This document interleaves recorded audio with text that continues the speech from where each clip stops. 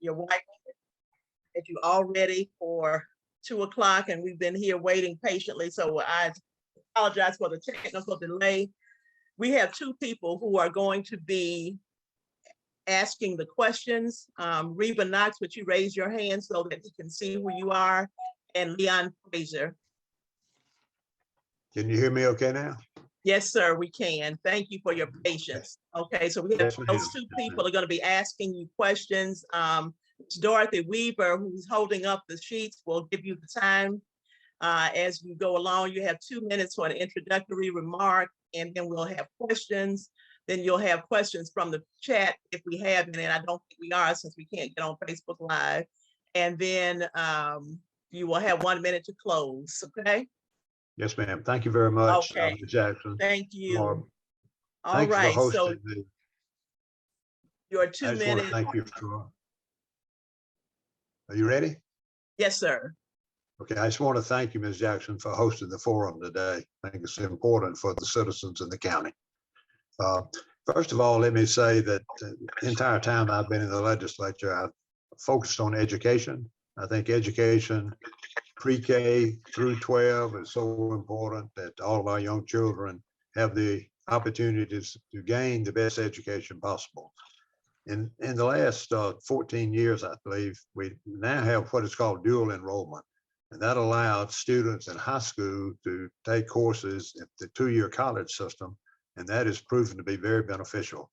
And I believe it's in the budget for 23, we have about $25 million appropriated for dual enrollment.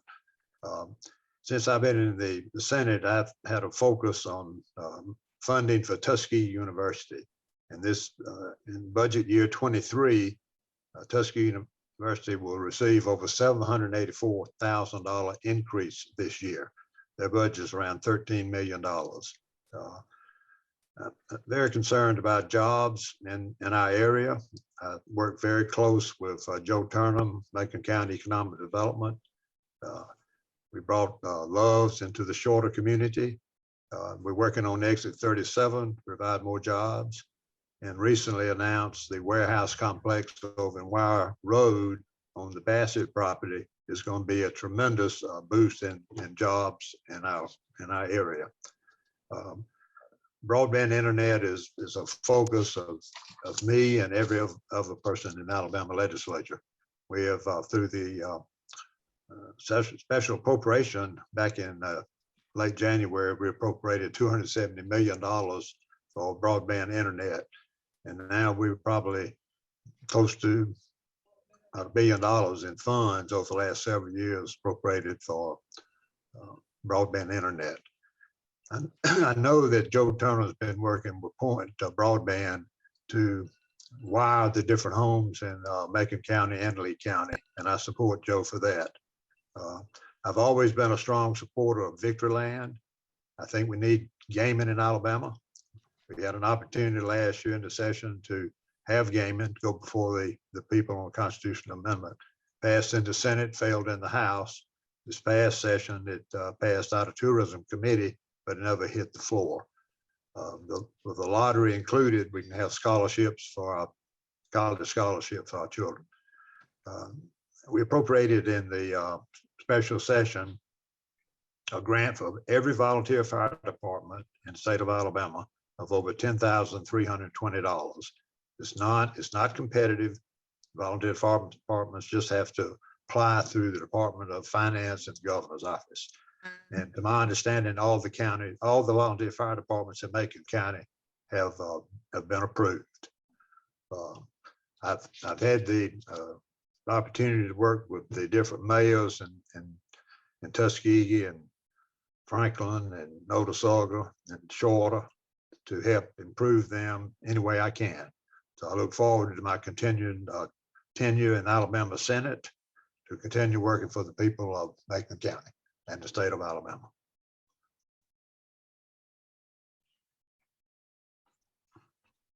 Healthcare is also very important to me. I've always supported the Affordable Health Care Act out of Washington. I've been a proponent of Medicaid expansion in Alabama. And unless we change the playing field in the Alabama legislature, it's going to be hard to get Medicaid expansion approved in Alabama.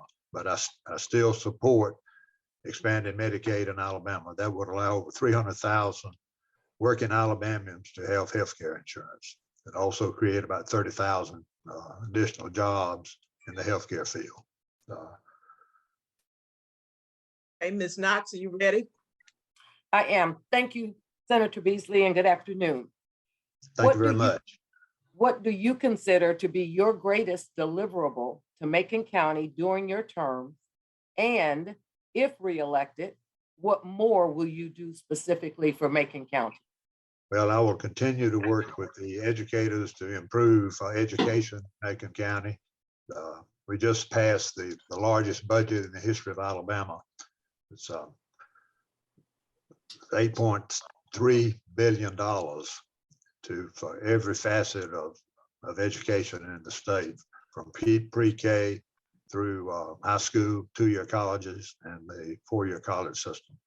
We continue to have, over the last 12 years, I've created a tremendous relationship with Tuskegee University, and I look forward to continuing that relationship to improve funding for Tuskegee and help them in every way possible. I also look forward to continuing to work to bring jobs to Macon County. That's important. We have quality workforce in Macon County. We just need to bring more jobs to Macon County. Thank you. Sir, the next question is, what is the state of your office at this time, and what changes can you possibly make with the odds that you're up against and everything that you have to do? Well, I guess the odds you're saying is that we have 8 Democrats in the Alabama Senate, 27 Republicans. So in order to pass legislation, you have to reach across the aisle in order to do that. I've been successful in the last 12 years in passing a number of bills that are important. This past 2 years ago, we passed a bill to regulate the pharmacy benefit industry. And they're the folks who provide administration for prescription drug coverage for public entities as well as private businesses. And the pharmacy benefit manager companies throughout the United States are 4 or 5 tremendously big companies. They're not regulated. They regulate they make all the rules, set all the rules, drug coverage, which doctor you can go to, which hospital you can go to, which pharmacy you can go to. So we passed that bill 34-0 in the Senate, and it passed unanimous in the House. And I think it's going to be a big step in helping control the rising cost of prescription drugs. Thank you. Senator Beasley, what do you see as the major issues needing to be addressed? And given what you just described as the Republican supermajority, how do you envision moving forward to address the issue? Well, Democrats need to get out and vote in the state of Alabama to see if we can change the playing field. Prior to 2010, there were 21 Democrats and 14 Republicans. And since 2010, the Republicans have had a supermajority. And when you have a supermajority, you have a piece of legislation and it's in a debate and you want to shut off debate, you bring the cloture petition. And they have done that well over 100 times in the last 12 years. So in order to have a fair playing field, we just have to have more Democrats elected. And the final question, sir, is what's your take on the constitutional carry, concealed carry, and reproductive rights? Well, I certainly think reproductive rights is an individual right of a woman, and I believe in protecting that right. Concealed carry? I oppose concealed carry. I think people who have a concealed weapon, the sheriffs for the last many years have issued a permit for that. This past session, they passed a bill to prohibit having to have a permit from the sheriff. to carry a concealed weapon. I voted against it. I voted against all bills that do anything to take the right of a sheriff to determine who should have a weapon, who should not have a weapon. Well, I sure do appreciate that, sir. And that is the final question. Thank you very Okay, much. thank you. Thank you so much for those questions. Senator Beasley, thank you for being here. We appreciate you.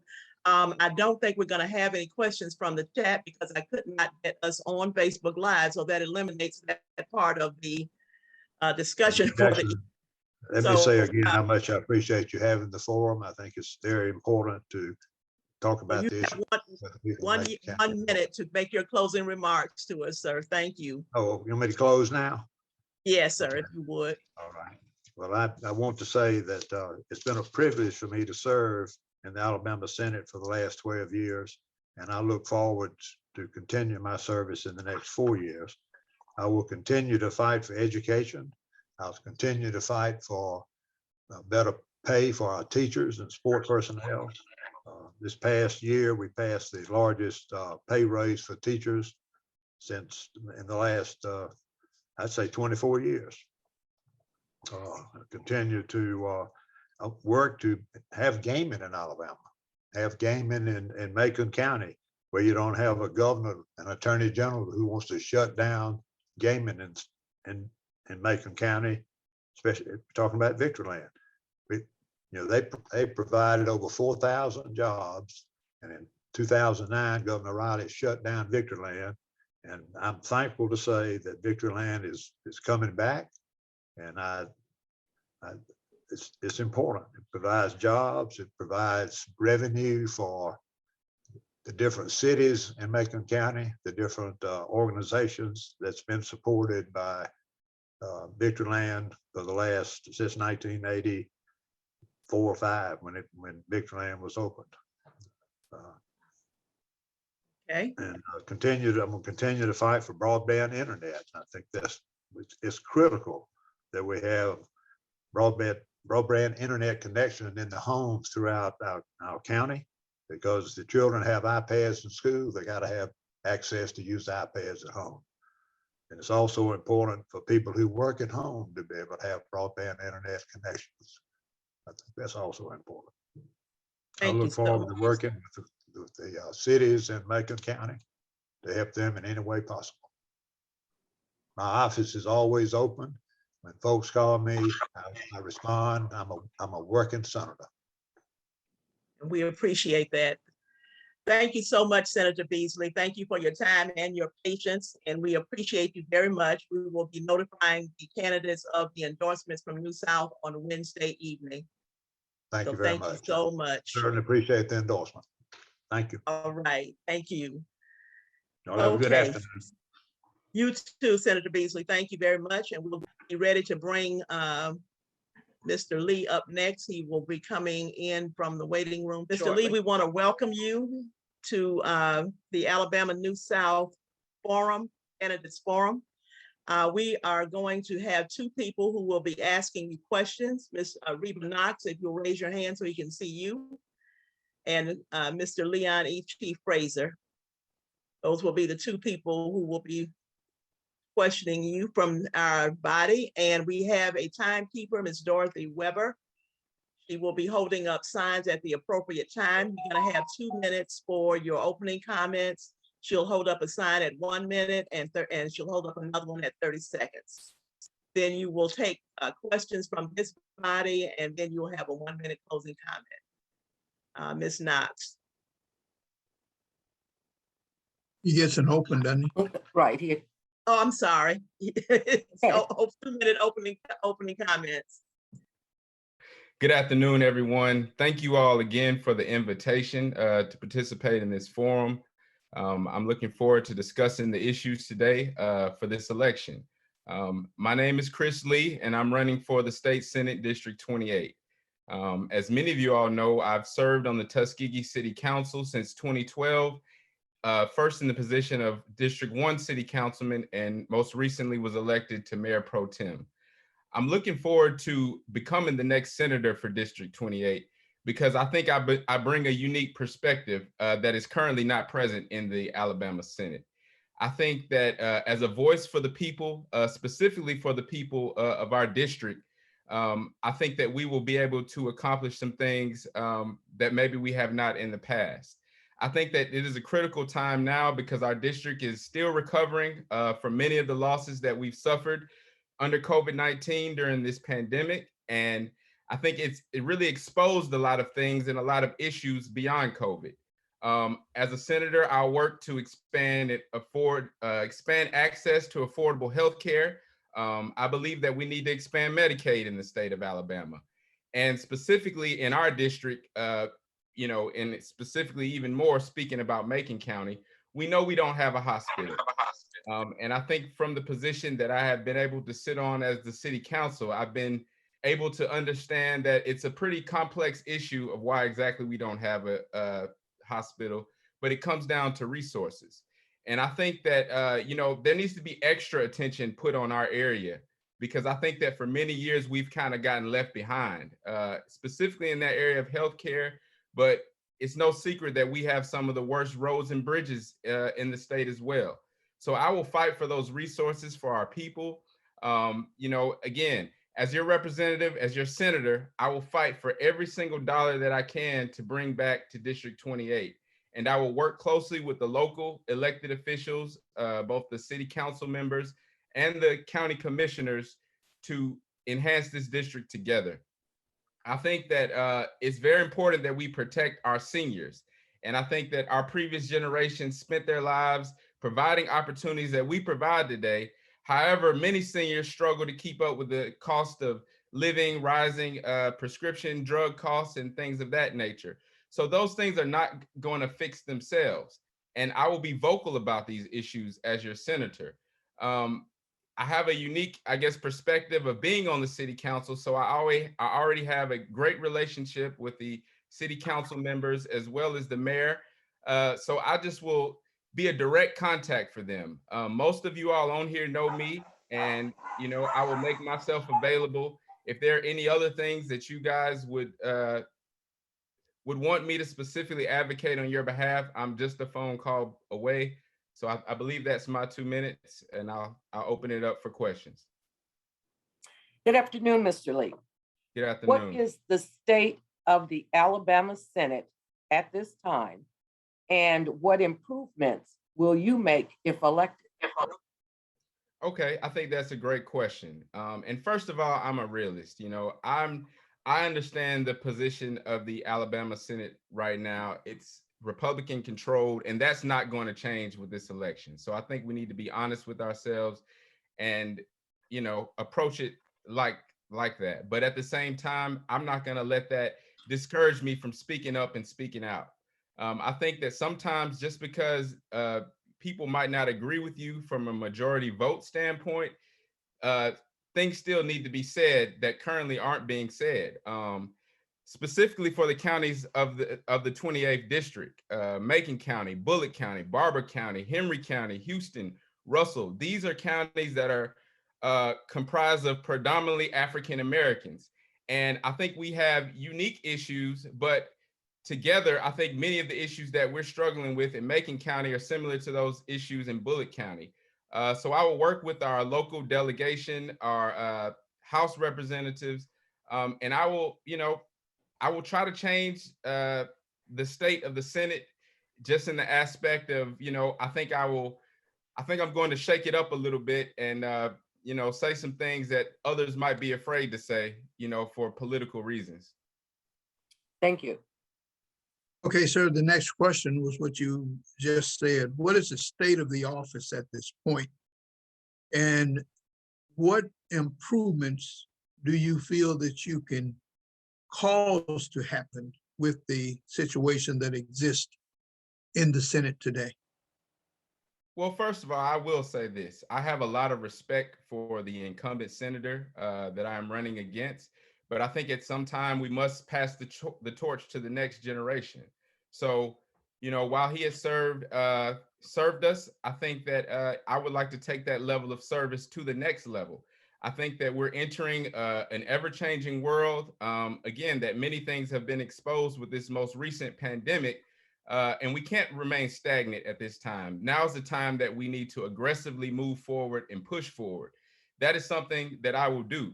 I think that my stance on a lot of issues, it might not be, traditional cookie cutter party line that most people would, might consider. But I think that it's time for some radical change, maybe for lack of better words.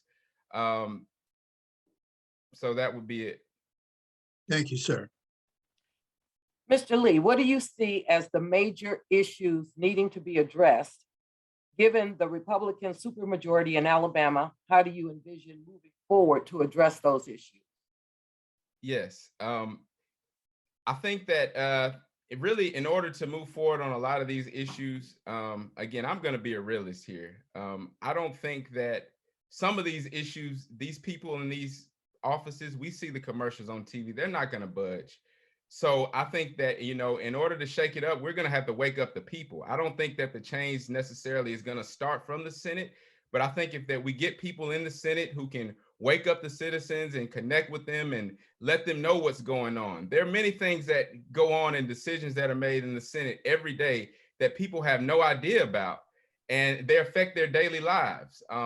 Things such as issues affecting some of the things that I mentioned in my opening statement, healthcare, our aging infrastructure, access to quality education. These are all very important issues that I will look forward to standing up for the people on. My mantra has always been people and not politics. So I will continue that into the Senate, and I look forward to serving the 28th district.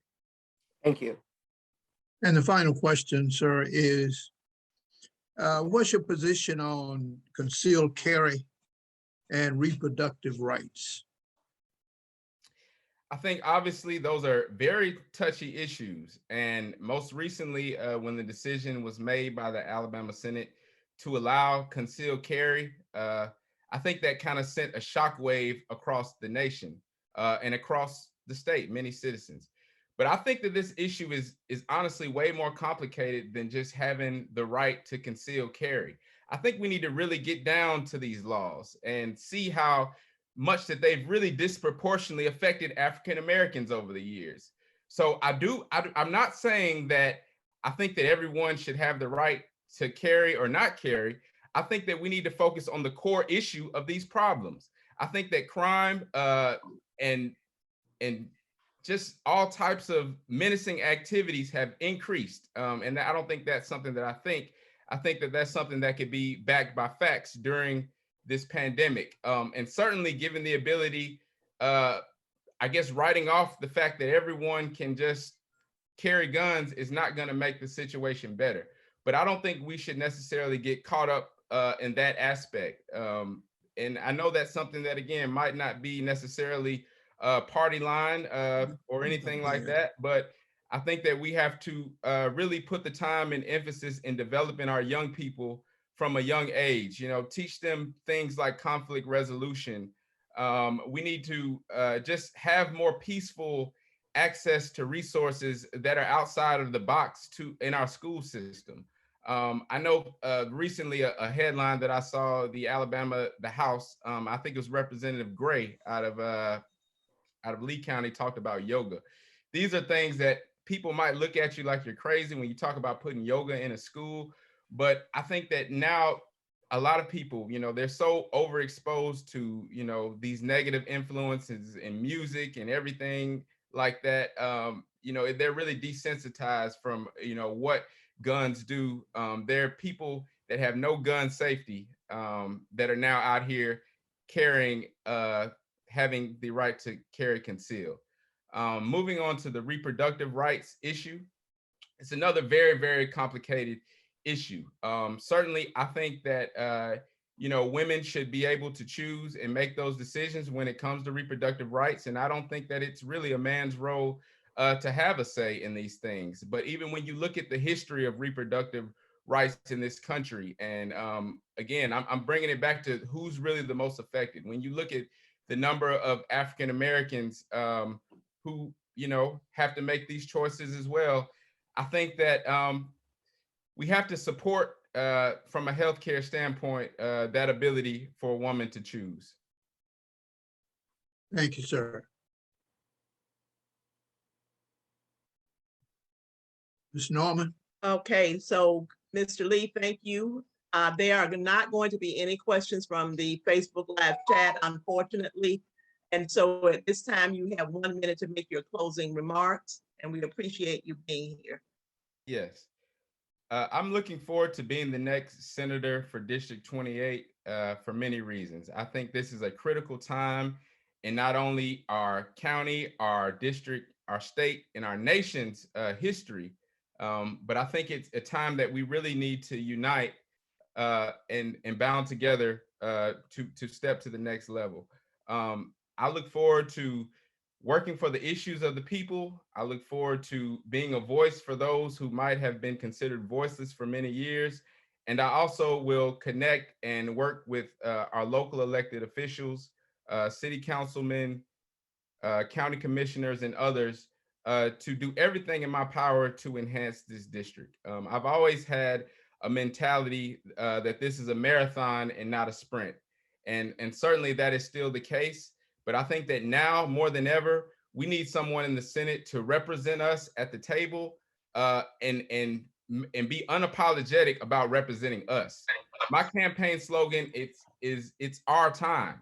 And I think that, that R can be defined as anybody who's looking forward to making some progressive change in this state and in this district. I don't think that it's necessarily bound by racial lines, but I think we cannot ignore the fact that, that we've been left behind when other places and other districts have seemed to get the benefit for many things. I know I haven't mentioned the word economic development today, but that is something that I will definitely support, but not only economic development, economic empowerment.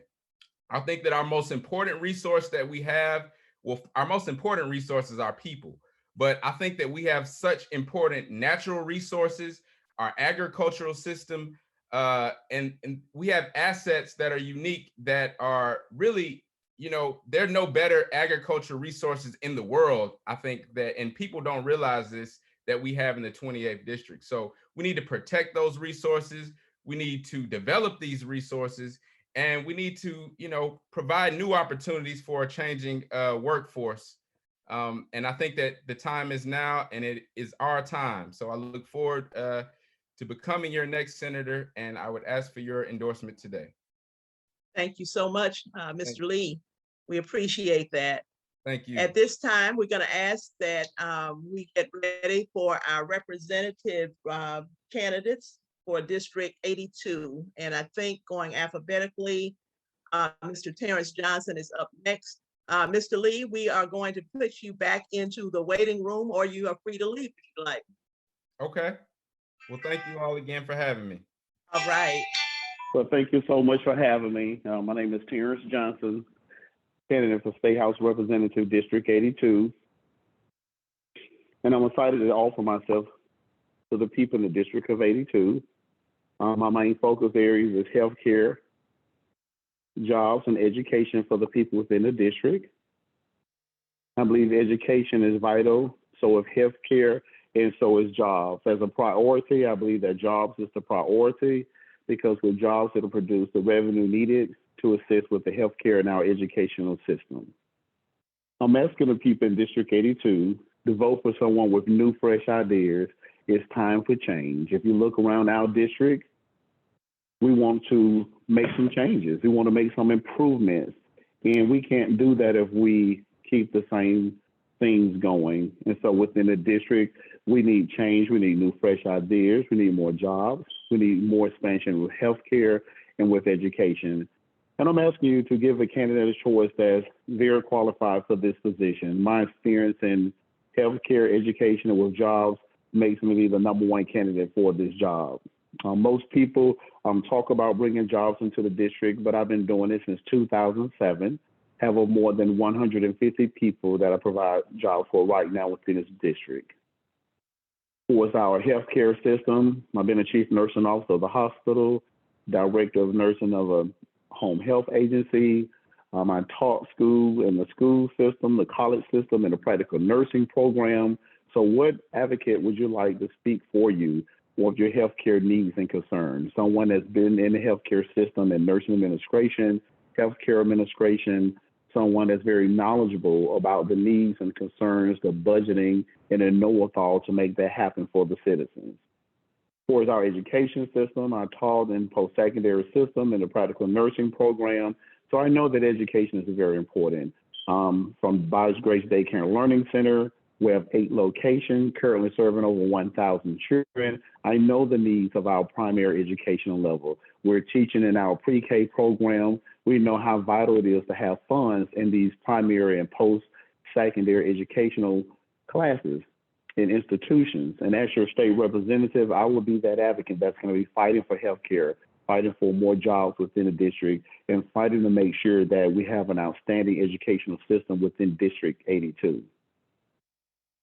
And so I'm asking you on May 24th to go to the polls and elect Terence Johnson, a candidate with new, fresh ideas, to be the next state representative of District 82.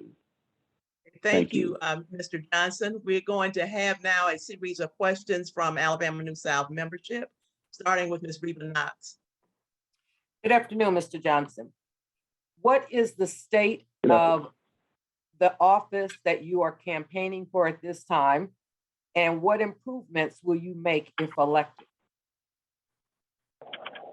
State Representative, District 82, improvements I will make will be mainly with bringing more jobs into our district. I think that's the number one component we need to try to make a difference within our district. If we get jobs within our district, then that will afford us some additional funding so we can have more matching funds from our tax base so we can qualify for more of our loans and grants within our district, especially in the Macon County portion and Locha, Polka, those areas. Thank you. Okay, sir, considering the setup in the state at this time, what do you consider to be the greatest deliverables that you will be able to bring to the community, having the obstacles that you'll have to deal with? And that's namely the Republican. And Right, that's namely the, go ahead, sir. Were you finished? Yes, sir, go ahead. Okay, that's a good question. That's something I face every day in business. There's several challenges on whether it's Democratic or Republican that we're faced with. It's very tough decisions we have to make. We have to make collaborations with every party. I deal with people on both sides right now on the state level. That's a weekly, daily thing that I deal with.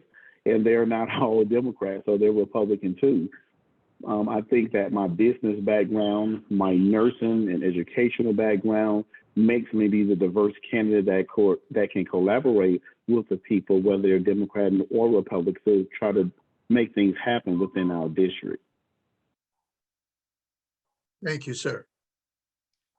All right, next, Mr. Johnson. Yes, sir. What do you see as the major issues needing to be addressed? And given the Republican supermajority in Alabama, how do you envision moving forward to address those issues? Well, the main issues that we have, the main one, my number one thing is going to be jobs. We need more jobs within the district, especially in the Macon County portion of District 82. Other than that, we need health care. We need Medicaid to be expanded, and that's a very difficult task, especially with the Republicans there. But I still think that I'm the best candidate to be advocating for health care. With my nursing and my educational background in health care, that makes me be the number one candidate that I can relate to them, that we should be able to get some collaboration going. If anything that we can make happen, I think that a person with that experience and educational background in healthcare makes me be the number one candidate to, collaborate with both sides of the field. There is some give and take. I'm a hardworking candidate with new, fresh ideas. I think it needs to be approached from a different avenue. However, even if we can't just make that happen on the state level, the different expansions and things, there's still local things. There's still other companies that can come in and make things happen for us also within the district. Thank you. Yes, ma'am. Okay, sir, and the final question is, what is your position on concealed carry and reproductive rights? You saying being able to, in other words, about carrying, people having a permit to carry a firearm? Yes, sir, or just arbitrarily picking up the gun and going with it without a permit? Well, I mean, I believe everybody should have a right to bear arms. One of my main concerns is just the safety of people, for people just having them. I think there should be some check and balances. I don't think people that intend to do harm should, have these weapons, but I think people should have a right to bear arms, but there should be some check and balances with that, whether it's going with a pistol permit or however. I think that there should be some kind of monitoring of that, so we won't just have everyone just like the Wild Wild West with a bunch of weapons and stuff. But I do think people should have a right to their arms, but I think it should be some check and balance done with that. For its reproduction, I believe people should have children. I'm really not a big fan of abortion, but I still think that everyone should have a right to make their choice, especially when it has something to do with endangering the life of the mother who's carrying a baby, or if the baby's having some kind of challenges that they will be faced with. But overall, I do think people should have a right to decide what they want to do with the unborn. Thank you, sir. I'm just going to read this question that came in through my text messages that I was looking at just now, because we don't have the Facebook Live. This is a question for a District Representative 82. My concern is mainly about unit versus district systems. In the past, each district had, well, I don't know if this is for y'all or not, had control over, I think this is for district, this is for the, not for the District 82 candidates, must be for the mission candidates. So I'm gonna It's for the state. It's for both of them, because Okay. the district and unit system, it has to be Okay, the way that gets changes from your state representative Okay. or senators. And what that Okay. person is saying is that the county commissioners used to be able to have their own equipment and crew, technically, that they was kind of like in charge of to make sure okay, well, let me that finish the reading his, different let me parts. finish reading his Go question. He ahead. says he has noticed that since the unit system has been in place, 2 of the districts have been treated as unwanted children, meaning the track that they are lacking attention, such as grass cutting, tree trim back, etc. He wants to know, his specific questions is, why should we, the people, vote for you, and how can you help Tuskegee grow? Okay, so this is District 82. Yes. I've been living during that time, and I think that I have no problem with the district system or the unit system. I believe it's whatever the citizens of Macon County want. It has some flaws. It has some pros and cons that it can have, either way you do the system. The main thing that I believe is that we want to just make sure that the district is taken care of. And so Okay, if that means we're doing unit or district, I'm for either one of them. But my main goal myself is to make sure that the entire district's taken care of. We want the whole district grass to be cut. We want the whole area to be groomed and not to have a lot of litter in the area. So whatever it takes to make sure that District 82 is in great shape, I'm for that. And whatever the citizens believe, because we're here for the citizens. okay, thank you for answering that. And I will let the person know that we're going to put this recording up on Facebook once it's been done here. Okay, so at this point in time, there are no more questions for you. You have 1 minute to make closing remarks. Great. So first of all, in the conclusion, I'd like to thank you all for having this Zoom session, and thank you for posting it for us. Once again, I'm excited. Terence Johnson, I offer myself a candidate for State Representative District 82 as a Democratic candidate. I look forward to serving the people in this district. Anything that I can do to help move the district forward, I'm going to be diligent in working for the citizens of this district. I'm a candidate with new, fresh ideas. I live within the district. I don't plan on moving anywhere. I'll be right here at 800 Minegal Road waiting to serve the citizens of District 82. So on May 24th, please vote and elect Terence Johnson, State Representative of District 82. Thank you. Thank you so much, Mr. Johnson. We appreciate you coming, Yes, and we ma'am. will be letting you know what our endorsements are on Wednesday evening. Thank you very much. Good Thank you so afternoon, much. everyone, and thank you so much for the invitation and the opportunity to come with you. As you know, I was elected on a special election in 2005, and since that time, I've really dedicated and committed myself to District 82. We've had challenges, we've had some positive things, we have not been successful in everything that we've dealt with, but we tried to remain consistent. And as all of you know, that in the Alabama legislature, in the House of Representatives, we have 105 members. Out of that 105 members, we only have 28 Democrats. So that within itself tells you it's a battle daily, just trying to even get an opportunity to get a bill on the floor. But with all those challenges, I think personally, I've done well. You know, when you sit down and you try to evaluate a legislature, you have to stop and think, what is the job of a legislator? And our job is to go to Montgomery and take care of the business of the state of Alabama. We're responsible for every entity, budgets, and things that go on for the state. Also, we're there to try to help our local governments, our municipalities, and our county governments wherever needed. And in that light, I would also mention that because of Alabama's federal funding that we received from the opera program, we have been able to put monies out there for our small, rural, poor communities. And now all we can do is put it out there. I'm hoping and praying that our municipalities and county governments will take advantage of that. And we're going to have to continue. And that's another reason I want to go back, is there are so many things that are unfinished that we're dealing with. We've only dealt with half of that opera money. We got another billion something coming in. And with that money, hopefully we can really deal with our projects within our communities that are priority to us. And just to mention, one of the projects that I have started working on and I want to continue to work on is to get us a 24-hour medical facility in Macon County. I'm working with the Alabama Hospital Association. We're working with East Alabama Medical Center. We're working, I've got the Macon County Health Authority involved with us on that.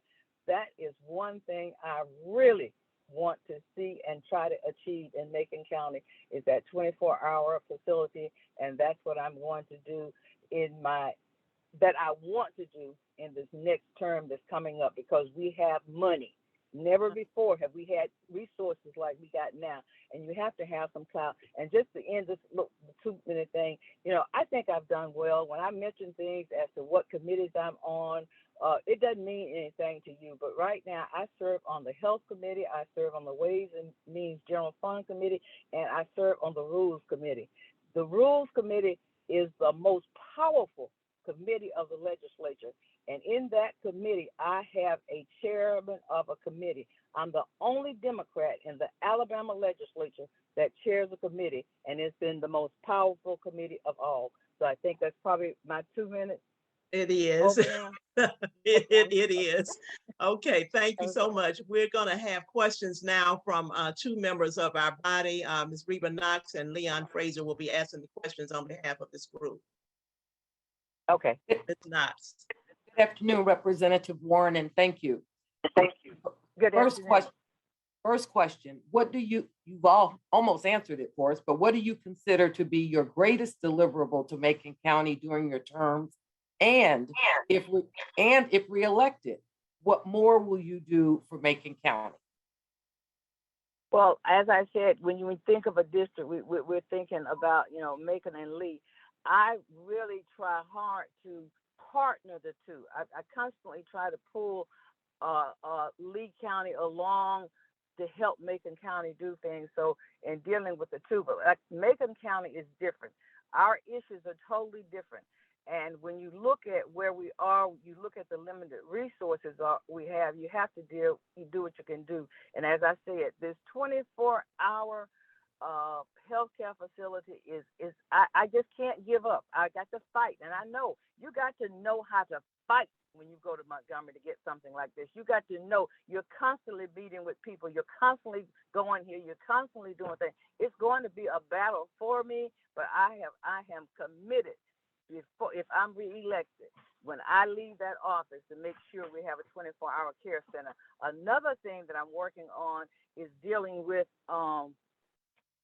the infrastructure. We're getting a lot of money from ARPA for infrastructure for our small communities. We got to develop our infrastructure. If we want to attract business and industry, we got to be able to have something to offer them. And right now we're going short on our infrastructure. If you've read, I think last week they had this article in the paper about the company that's coming. The only thing that they really need now in order to be completed is that complete infrastructure. And the money is out there. And I'm going to work with the county and make sure that they are applying and getting money. Because sadly to say, I got a letter of notice last week that told me we have one of the things we funded was $10,000 for each volunteer fire department. I got a notice last week telling me that 2 of my volunteer departments hadn't even applied. You know, we put the money out there, and it's up to those local government and county governments to go for the money. Thank you. Thank you. You're on mute, Chief. Next question, Mrs. Warren, is, and you've just about answered it already, but what is the state of the office now? Considering the odds that you have to deal with to try to get stuff done down there? Well, to be perfectly honest with you, it's a dog-eat-dog world. It used to be you scratch my back, I scratch your back, you scratch my back, I look like you don't have no back to you, is the way it is now. You can't really depend on people to do what they're going to say because everything is so partisan driven.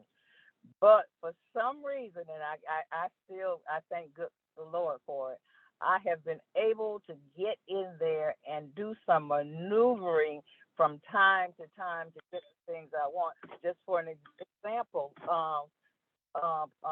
in the Education Trust Fund this year, I was able, because we have a new chairman who's a very dear friend of mine up at Trustville, we ride back and forth together.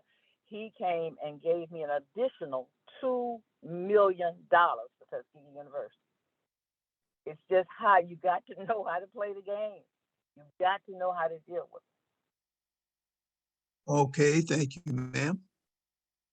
Okay, the next question, Representative Warren, what do you see as the major issues needing to be addressed?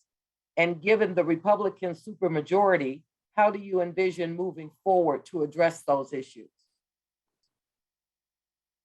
Well, first of all, we got to deal with education in Alabama. We have the upcoming budget is the largest budget ever for education. We stay at the bottom of the list constantly. We got to make sure that when we deal with education, we are adequately dealing with its deficiencies in areas that need special attention. And when you look at the formula that's used in order to award the money, it's based on your local revenue. Everybody knows that the poor counties don't have that revenue. So it's going to continuously, the poor is going to get poor and the richer is going to get richer. So we got to find ways that we can come together and make sure that our poor counties are being adequately funded for education. The next thing, we got to find ways of having accessible health care for all the citizens in this state. Now, they don't want to say Medicaid expansion. I've told them from time to time, you can call it the IV expansion, anything. But what we're going to have to do is be able to provide some health insurance for the working class poor person. And I say that like that because our caucus has been fighting so long for Medicaid expansion for Black people, and no one has heard our cry. So we got to change that and say for low income working people, which many white folks classify. So we having to be creative and dialoguing and strategizing to find ways that even with all the pressures that we have against us, we can find some ways to try to continuously help our people in that legislature. Thank you. Representative, the final question is, what is your position on concealed carry and reproductive rights? I voted no on all those bills. I feel as though as legislators, we are getting too much into people's personal lives and people's personal business. When you start telling a person what they can do with their bodies, it's a little invasive to me. And again, that's a GOP national agenda item, and they're going to bring something up no matter what. Every session dealing with abortions, and every one of those bills end up in court, which all it does is continuously puts a financial hardship on the state of Alabama, which we should not have to deal with, and they know when they do it what's going to happen. As it relates to the permit, this carry, I voted against that. I was totally against it simply because living with my husband for how many years as a law enforcement, I know that everybody out here doesn't deserve to carry a gun. When you have allowed a mental person, an ex-felon to just carry guns, look at us now. The only thing we've been hearing newsworthy in our communities is killing.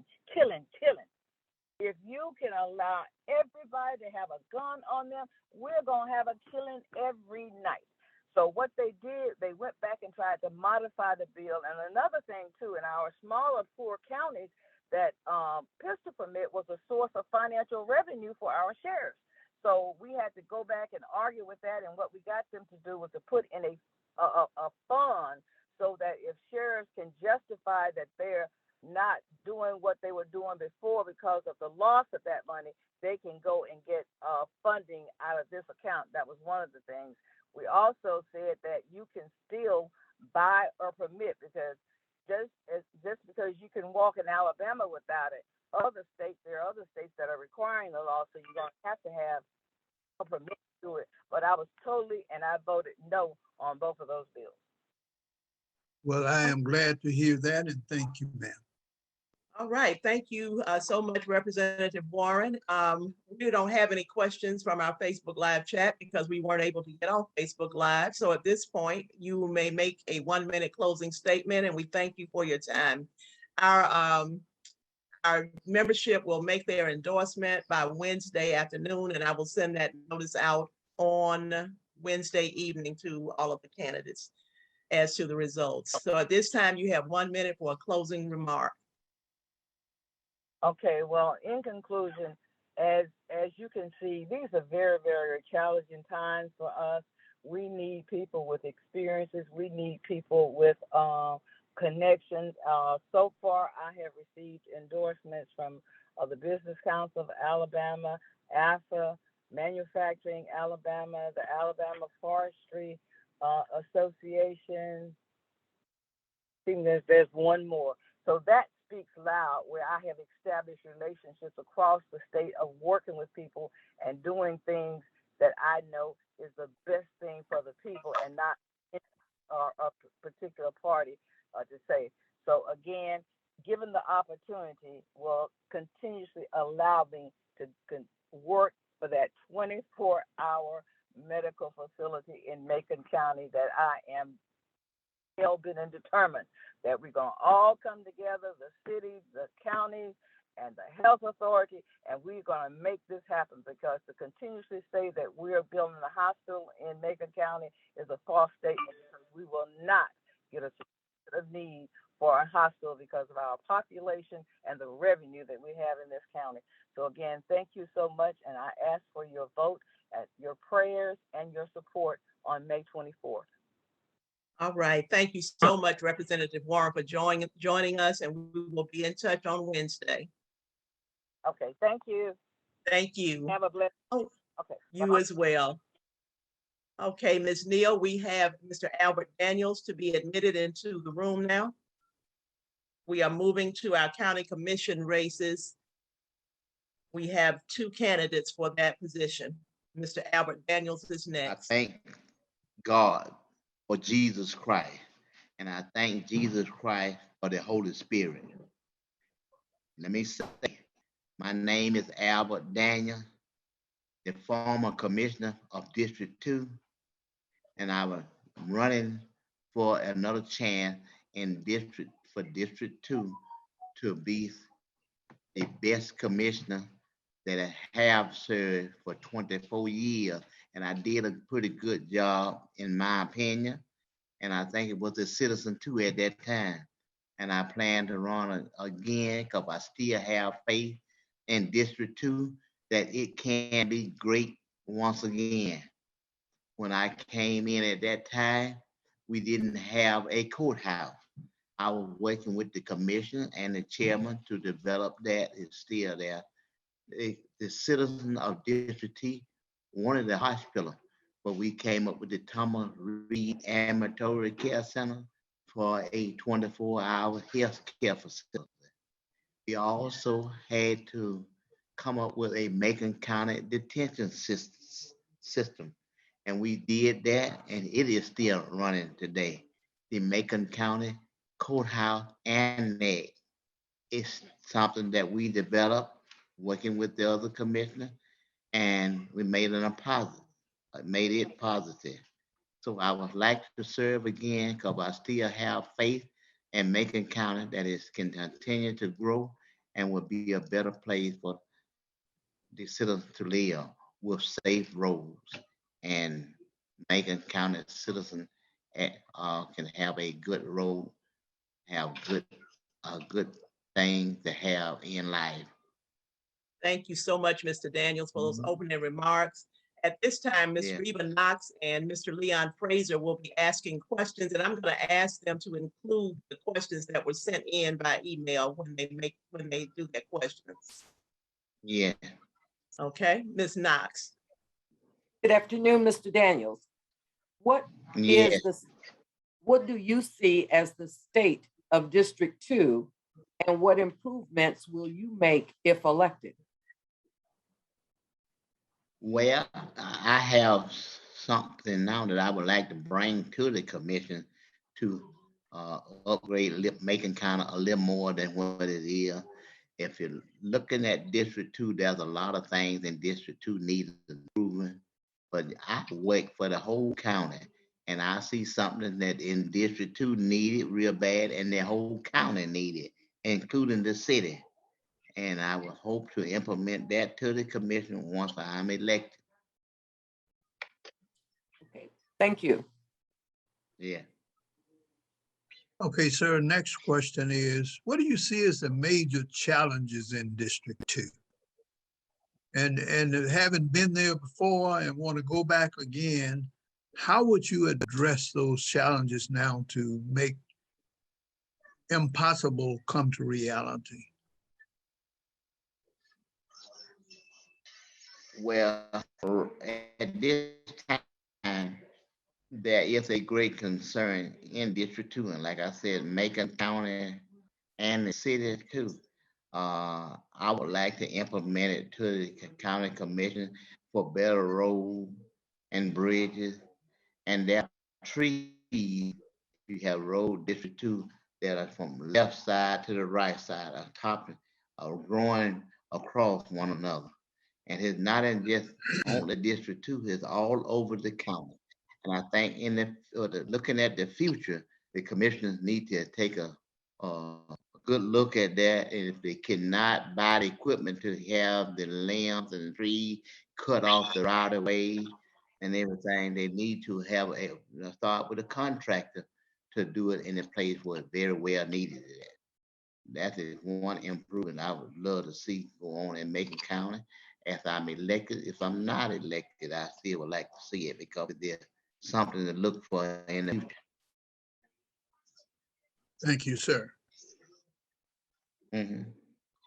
The next question, Mr. Daniels, I think you've started answering this one already, but what is your vision for the district and how will you achieve it?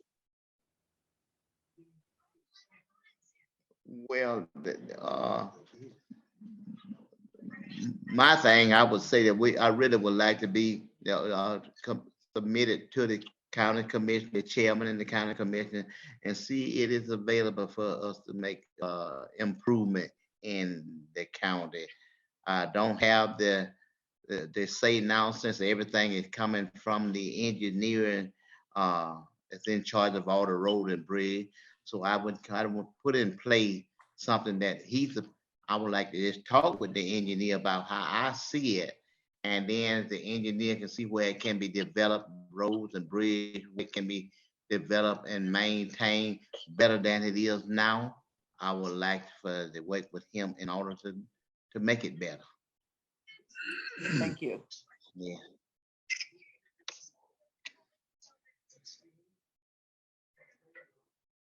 Are those all of the questions? We still have the other three that were submitted. Did you Yes. want us to ask those? Yes, would you please? Okay. Go ahead, because I don't have them written down. All right, Mr. Daniels, what are your Yes. thoughts? What are your thoughts on hosting District 2 community meetings?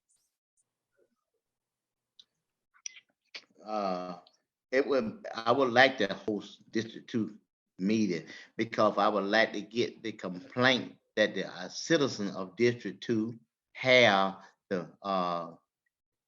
their concern to be brought to the commission to get them, see can I get their concern, and any question that they may have, I can have it presented to the commissioner and then try to get it done to the citizen respect in the district. Okay, thank you. Yeah. The next question. Will you promise to schedule, publicize, and host a minimum of one District 2 community meeting every quarter? Yes, I would love to do that every quarter. I would love to have that because I would like to know what the citizens' concern is and try to get them taken care of through working with the chairman and the rest of the commission. Okay, thank you. And the last question, what situation or condition do you recognize to prioritize for action in your first 90 days, your first 180 days, or the first 360 days?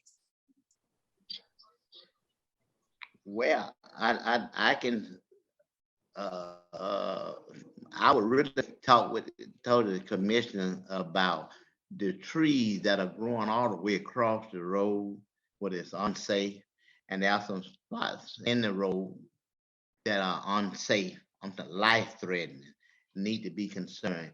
And I would like to point them out to the commission and I really get those really dangerous spots in District 2 taken care of, however the engineer see fit to do it. Thank you, sir. Uh-huh. Chief, you're muted. Chief, you're muted. Thank you, ma'am. I'd just like to piggyback, sir, on the meetings, district meetings. When you were in office before, did you hold district meetings at that time? No, I didn't hold, it says whole district meeting, but there was a meeting in District 2 that I was a part of, and I was asked questions and concerned about. That they Okay, were how did you concerned about determine at what that was happening. time what your constituency wanted done? Well, I know one thing in the district concern meeting, and I can point somebody can tell you, we wanted a fire department in that district, and we did that. And they wanted a senior citizen, I would say not program, or a place where they could go and have senior citizen activity. And I was able to develop those two places, I know. Okay, thank And you, that was sir. one of the major things that they had. Mhm. Thank you. Thank you. All right. Thank you for those questions. At this time, Mr. Daniels, you have 1 minute to make a closing remark, and we will be in touch with you on Wednesday with the results of our election for endorsement. So you have 1 minute to make your closing remarks. Yeah.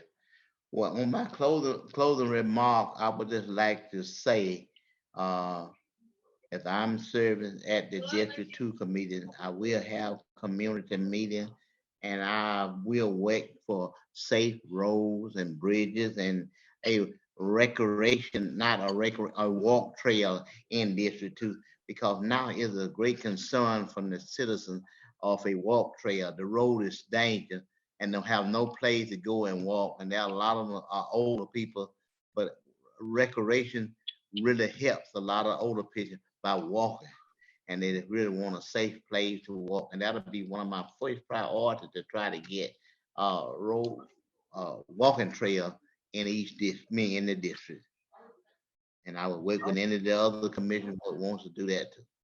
Simple. Something simple. All right. Thank you so much, Mr. Daniels, for joining us. We will be in Yeah. touch with you on Wednesday, and we wish you good luck. So Thank you so much. David Henderson, candidate for Macon County Board of Education, and my platform is that the future is now.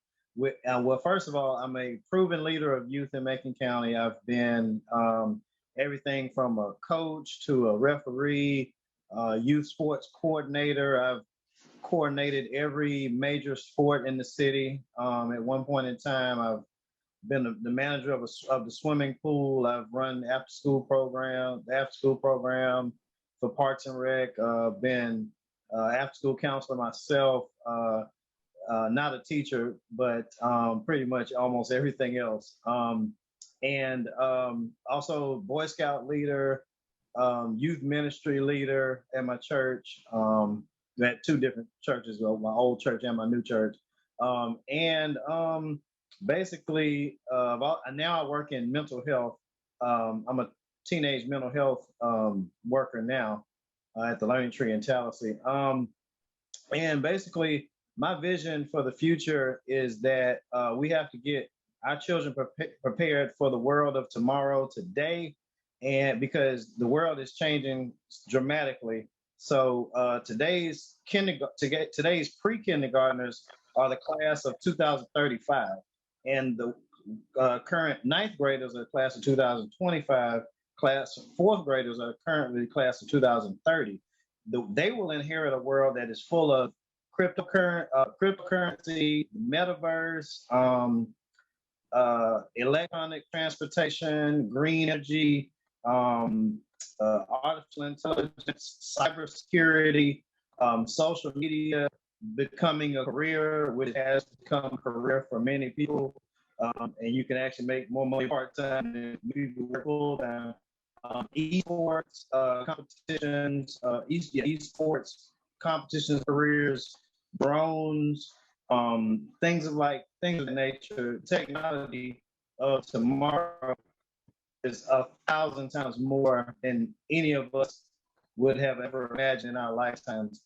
The rest of their lives, they will be living that way. So we have to prepare them for not the life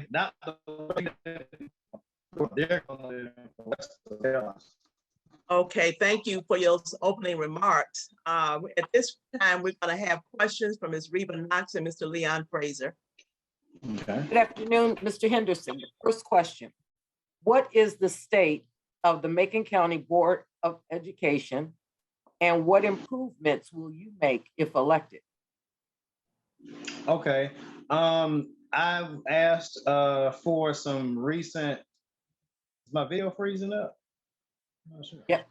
Looks like my We can video hear might be you. freezing up. We can hear you though. Huh, okay, I'm not sure why. I've met with the superintendent and asked her about how we've been doing in terms of our testing, in terms of how we measure up with everything, other counties, I guess, our size and so forth. And she gave me the numbers in terms of the percentages and percentiles, and we've been not really exemplary, but we have not been failing in the last 10 years or so, which is, really, anything prior to that really doesn't matter anymore. It's so far away. But in the last 5 to 10 years, we've been, let me see, now I can try to rejoin on my phone if it'll give my video No, back. you're okay as long as we But, can hear you. Okay. But yeah, within the last 5 to 10 years, she let me know that we're doing okay. We're about an average, what you would expect for a city or town our size, a county our size. And the change that I would make is that to try to start thinking more in terms of in terms of more of what children want to actually do as a career, and trying to get them in a path towards that sooner and sooner, because you have high schools that focus on fine arts or math and science or STEM or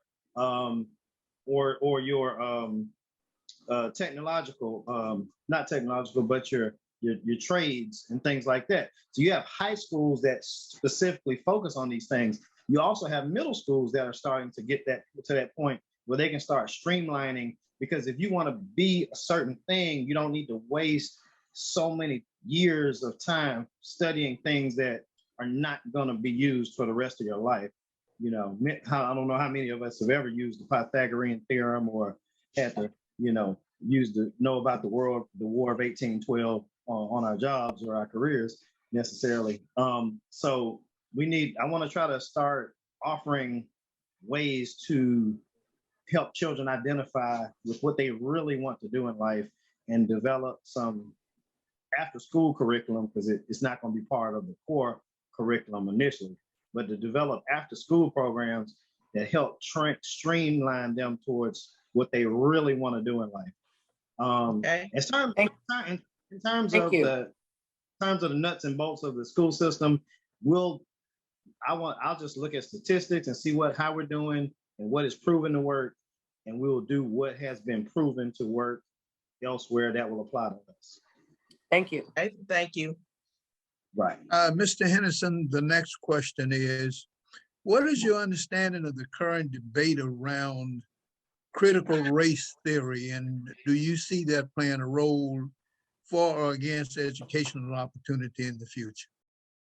Okay, great question. From what I understand, going back as far as the 1980s, critical race theory the word critical was designed not to be a negative critical, but to be more of a analytical critical. So you're being critical in the sense of understanding how things have become the way they are based on where they used to be and how they've progressed to where we are today, which the average person would say is unacceptable in terms of American progress, as opposed to what was promised in the Constitution. So critical race theory is just, from my understanding, is looking back and seeing why things have gone wrong and what we can do to make things better. It's not necessarily putting one race down or uplifting another. Is how and it was designed at a college level, not a K through 12 level. there are currently no school systems, according to Kay Ivey, Governor Kay Ivey, she's banned critical race theory in the schools of Alabama. So it's not even an issue if she's banned it.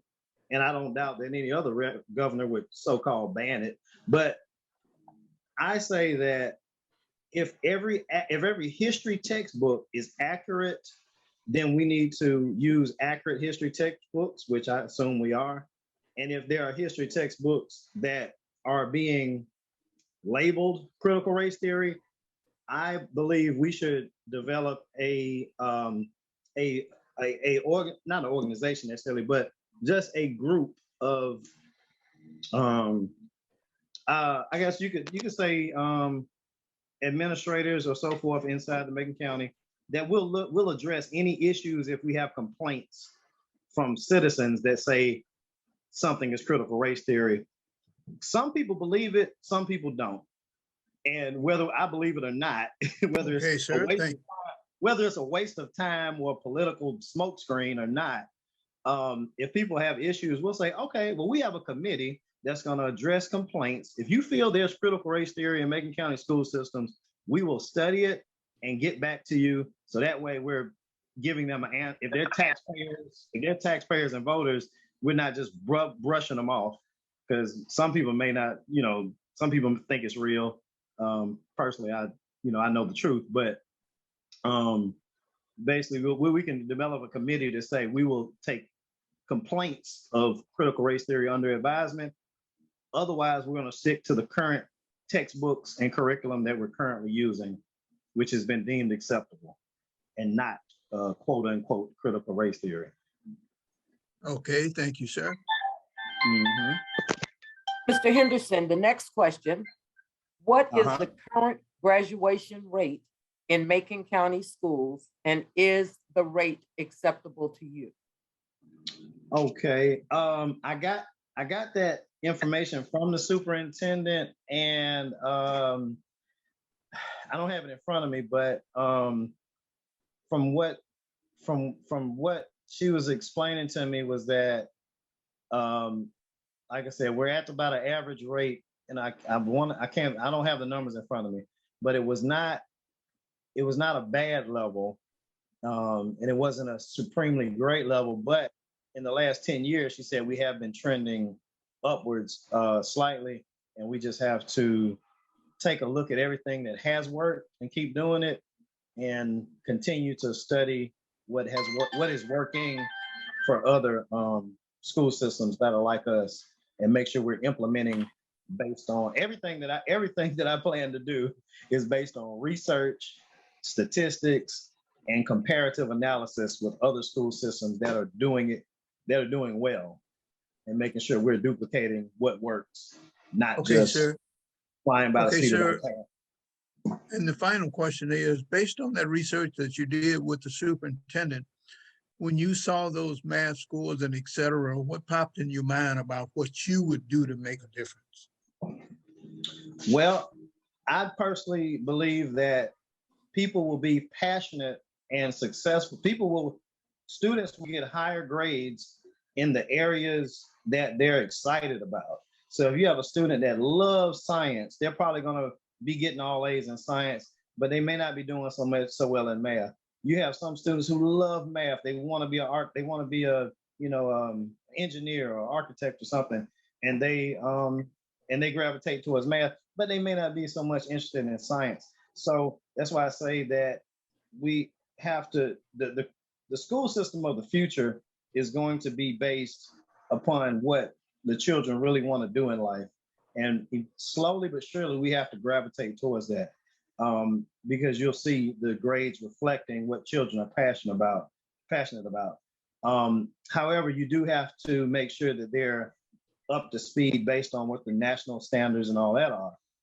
So I believe we have to progressively change how we teach our students to just do a little bit of everything, as opposed to focus on getting them streamlined to what they really want to do in life. And at the end of the day, everything that I do is based, all of my thought processes are based on comparative analysis, research, numbers, looking at what works and looking at what doesn't work. I'm not open or closed to any idea until I see the numbers and the research of what's working and what's not working, and making sure we're applying it on a case-to-case basis and not just, pie in the sky or whatever.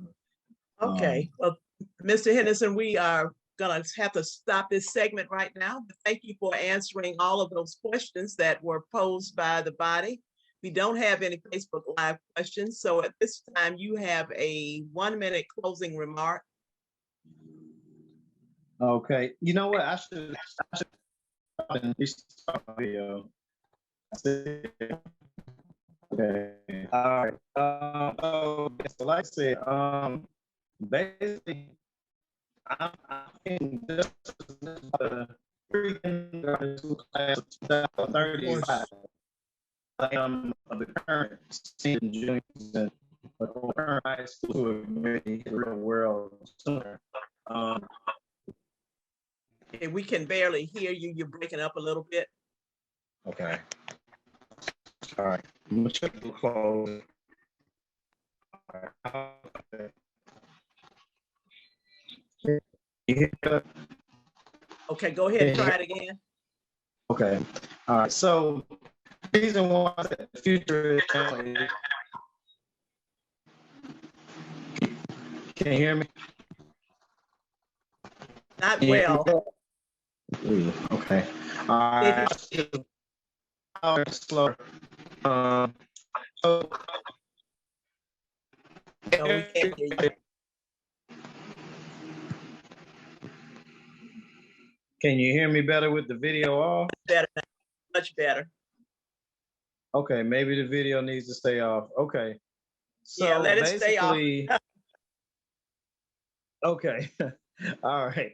So basically, every decision that I would make as a member of the Board of Education would be based on, like I said, comparative analysis, on nationwide research of what works and what does not work, and where the current trends in education are heading, because we are in probably the most progressive time in the last 1,000 years. So we have to look at statistics, numbers, research, and what is working in places and do what works. In terms of my overall approach, it is that technology is coming at us faster than it's ever come at, than could have ever come at before. So we have to be willing to adapt to all of the future, but using our after-school program and our Saturday Academy to equip students for all the technology of the future, and also financial literacy, like LeBron James is doing in his school, where they teach the students and the parents financial literacy, and it teaches them ways to avoid poverty, to get out of poverty, to do entrepreneurship if they want, to learn about investing, real estate, so forth, and so stocks, bonds, all of that on after school and Saturday programs. Okay. So that's where the most innovative things can be done. And the superintendent is in agreement that we can leverage after school and Saturday Academy to do the transformative education outside of the core curriculum. And that's kind of where my passion lies. Sounds good. Core curriculum on what works statistically and has been proven to work. Okay. All right, Mr. Henderson. Well, we thank you for joining us. I hope you all win the game today, and we will be in touch with you by Wednesday evening to let you know the results of the endorsement process. Okay. Oh, okay. And the last but not least, I forgot to touch on the strength conditioning and sports. I just want to make sure that we're doing the best we can for our coaches and athletes, because sometimes we miss the mark in terms of coaching or strength and conditioning, where we have the talent, but it just needs to be a little bit more fine-tuned. Like, we should have 2 state championships in the last 2 years, but a few little tweaks. Okay, and you know you're going to work on that part. We are assured of that part about you. So anyway, thank you so much, Mr. Henderson, and we appreciate you. We're going to allow you now to be excused, and Ms. Neal, we're going to get Ms. Wilson in the room. we'll finish up with the Board of Ed Okay. candidates and then see if we can get Coach Good Huffman back evening. in. I am Sawanda Bird-Wilson, candidate for District Number 4. I am a God-fearing woman that attends Jubilee Christian Fellowship International under Pastor Stephen Copeland. I am retired from the United States Navy. I am married and have 8 children, 2 biological, 1 bonus son, and 5 foster children. I strive to make a difference and model a positive lifestyle for all children. With me, it's never personal, always putting others first, especially the children. This has been my vision for years, and I feel that the time is now that I strive to become the public eyes in our school district. Please note that working in the community and becoming a vital instrument is nothing new to me. I've served as president of the PTSA at both Notasoga and Booker T. Washington High School, combined 13 years. I'm a former board member at Jubilee Christian Fellowship, current president of the Tuskegee United Women League, orchestrated an 18-wheeler truck of goods and supplies to New Orleans as a relief effort for hurricane victims. So let's join forces and help to strengthen our school district. Thank you. Thank you so much. You stayed within your time limit. I like us. Well, anyway, I let that go. Thank you. At this time, we're going to have questions by Ms. Reba Knox and Mr. Leon Frazier on behalf of Alabama New South Coalition. Yes. Good afternoon, Ms. Wilson.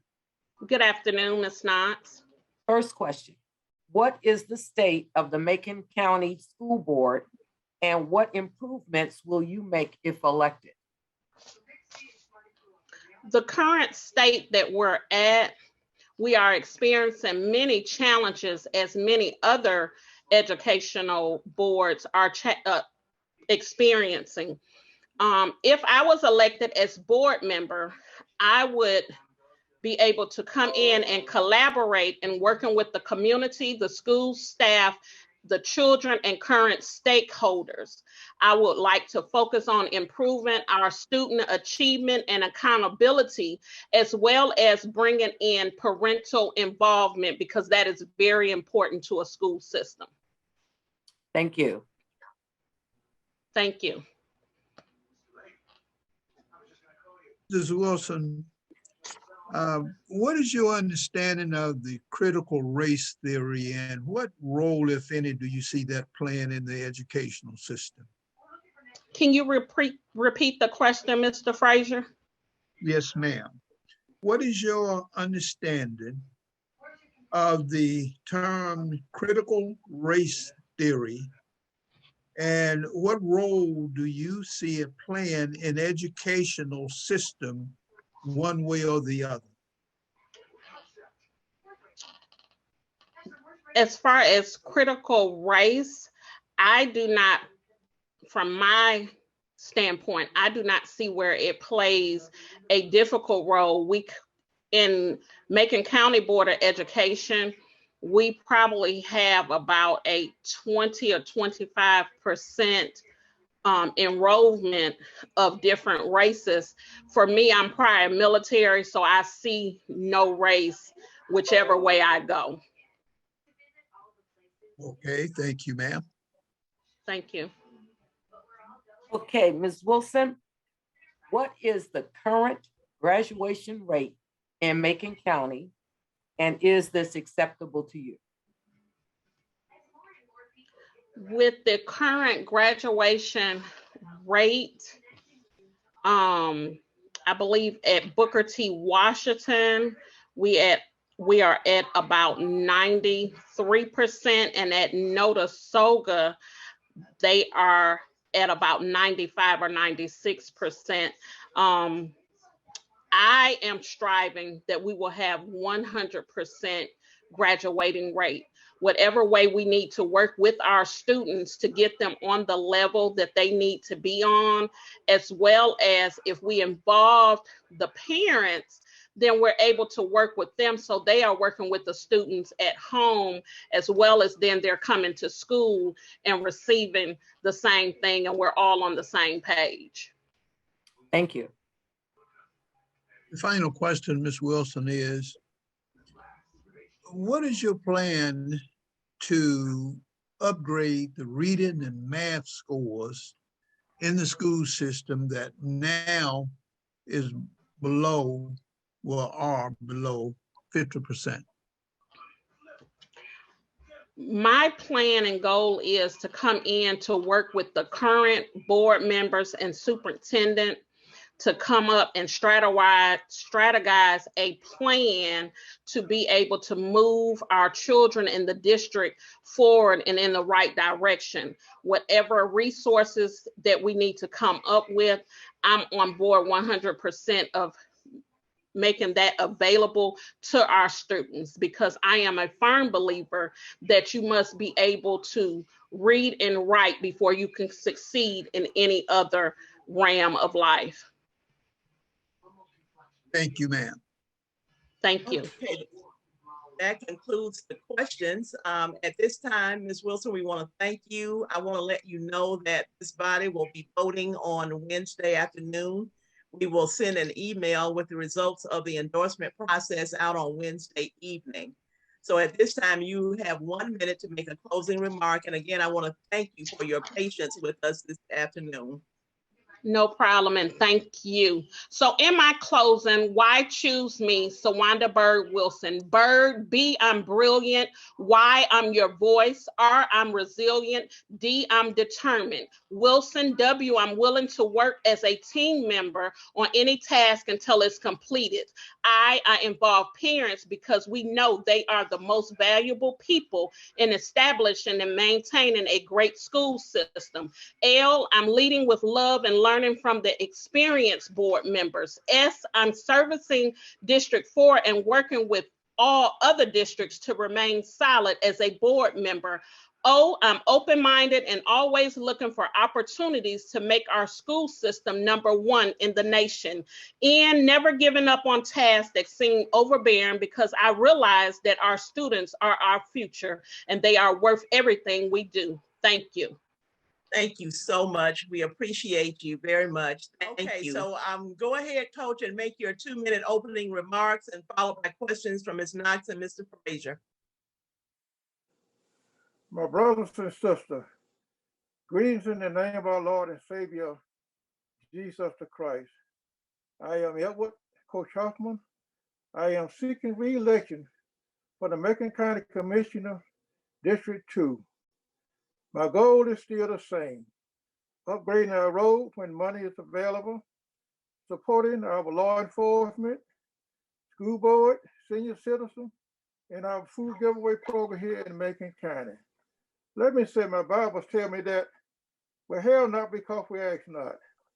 On May 24, 2022, I, Edward Coach Huffman, I am asking for your vote, thanking you in advance. Thank you. Thank you, Coach. And we're ready for our questions now. Good afternoon, Coach Huffman. The first question, in your view, what is the state of District 2 and what improvements will you make if reelected?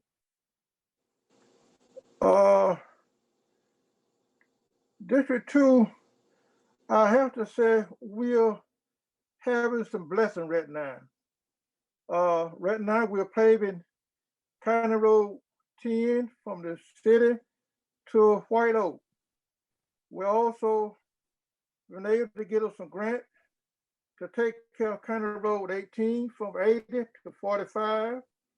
We'll have a grant to take care of the Roger Road out in the Brownville area. We have a grant to do 2 roads down here in Fort Davis, the McGivern Road, the St. Mark Road, and I still have some 1 cent money left. I'm gonna use that 1 cent gas tax money on part of County Road 45 from the city going back to Fort Hood. But right now, we're having to bless it. But then again, we're waiting on our pipes. About 2 months ago, we had a heavy rain came through Macon County. It washed out some road, especially County Road 47. Lord knows I'm waiting on that large pipe so we can complete 47 because that is a major road. We also have a washout, another area on County Road 47.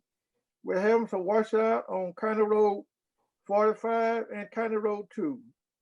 But now I just thank God for the rebuild, that the pavement that we're doing on County Road 10. That's the rebuild Alabama money that we get each and every year. Thank you. Okay, sir. And the next question is, what do you see as the most serious challenges in dealing with the problems of District 2? Well, I would say one of our major problems, a lot of people don't realize that District 2 is our largest district. You know, if the county get $1, that dollar is divided 4 ways, a quarter for each district. One of our problems, District 2, you know, District 2 had the longest road, and it takes money to pay the road. So that's one of our biggest problems in District 2. But like I said, I'm so glad that we're using that money on these roads, that we, especially that grant money, the 1-6 gas money, all that money is going toward the road. And like I said, one of the big problems that the rain that washed out our road, especially 47. If we can get that pipe in, I can rest a little bit better. Thank Okay. you, sir. Next question, Coach Huffman, what is your vision for District 2 and how will you achieve it? My vision is taking one road with the money that we get and pave it one by one. We have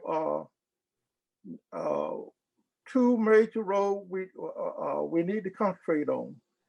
That's County Road 45, and a lot of people think all 45 is in District 2. Part of it, half of it, the west side in District 3, the east side in District 2. But County Road 79 is another road, all County Road 79 is in District 2. County Road 79 is 80.5 miles. So I hope we can get some money from our president, and we're going to put that money on County Road 79. Okay. Thank you. Okay, Ms. Knox, do you mind asking the questions that came in from the chat? The first 2, I think, questions that came in from the chat. No, I don't mind. Thank There you. are actually 3. You want me to ask all 3? Yes, okay, thank you. Yes. Coach Huffman, what are your thoughts on hosting District 2 community meetings? District 2 community meeting? Yes, sir. I have no problem. I have no problem with that. As long as it's illegal, I have no problem with that, because I believe in looking at people eye to eye and telling people the truth. Sometimes they don't want to hear the truth, but I believe in telling people the truth. Okay, given that, will you promise to schedule, publicize, and host a minimum of 1 district meeting every quarter? Yes, I can do that. No problem with that. And then let me say this. District 2, I can schedule those meetings in different areas of District 2.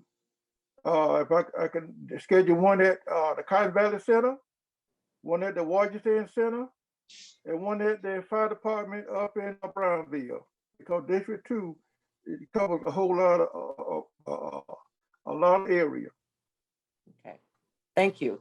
And lastly, what situation or condition do you recognize to prioritize for action in your first 90 days, the first 180 days, or 360 days? You said 100 days? 90 days, 180 days, and then 360 days. Let me start with the 90 days. 90 days, I would County Road 10 should be paved. The Roger Road should be chip seal. County Road 18 should be paved. The McGivern Road and the Sagamore Road should be chip seal. And also County Road 45 should be paid within 120 days. 180. Well, 180. Yes, sir. A portion of County Road 45 should be paid because we first got to get bid on them. Anything over a certain amount of month, we have to take bid on it. So 180 days, which will County Road 45 should be paid. And I said paid because County Road 45, it can't stand a chipping. We will have to go in there and pave the road. Because if we go in there and chip seal the road, it's still gonna have bumps and up and low and high spots. So County Road 45 must be paid. And the longer date, you said 100. The longest date was 360 days. Oh, that's almost a year, isn't it? Yes, sir.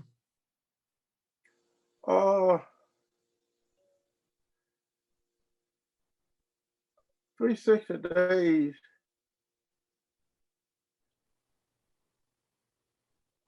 I'm hoping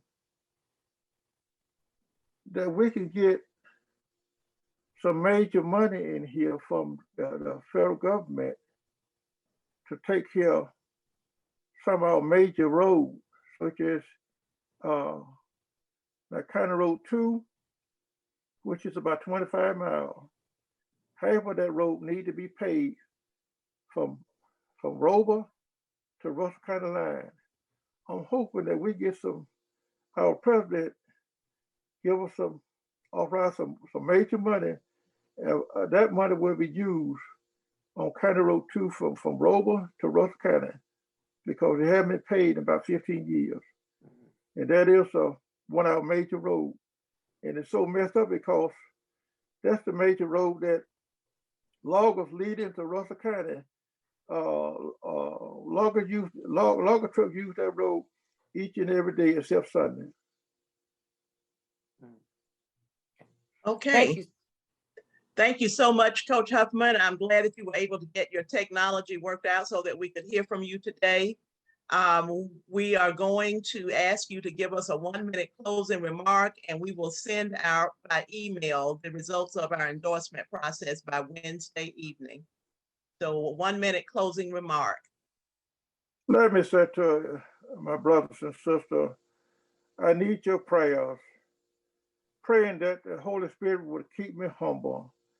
And in the meanwhile, let us please pray for Pastor Noble family and Pastor Adam family.